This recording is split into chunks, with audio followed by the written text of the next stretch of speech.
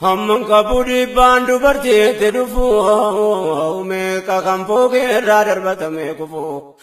fayyamana abate duanze lendufu ularako kana enyunu rachufu yomi guyan turba ko baba sunafu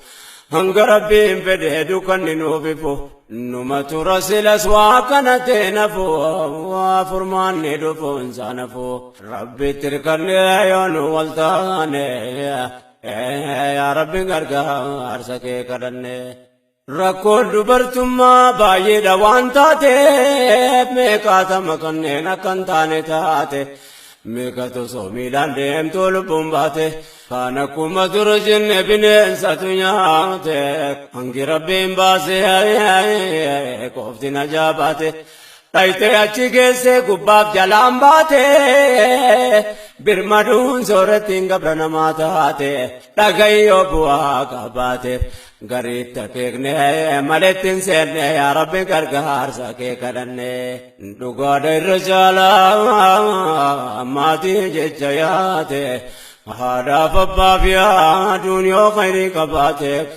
kophaa biyya ba'uun seeraan ala taate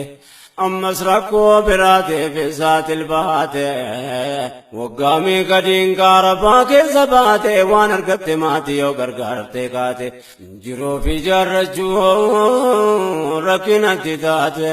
heerumtee bultii si dhaabbachuun fagaate kana rakkoo maayyee mul'atu addaate umriin gaa'ila si of durachi kaate rakkinni dachaate taate dubbin kun dhibduu taanaan dubbanne yaa Rabbi gargaarsa kee kadhanne waan laaftuun seenaa keessi dubbii jabduu toosiin rakkoo maatii siisiif taabdu booda akkama taatu eenyu siidaa yaadu kun waan dirree jiruudha isaa waan fayyadu umriin itti heerumana yeroon si gabaabdu yeroon si laadhiirri warrummaa barbaadu wayita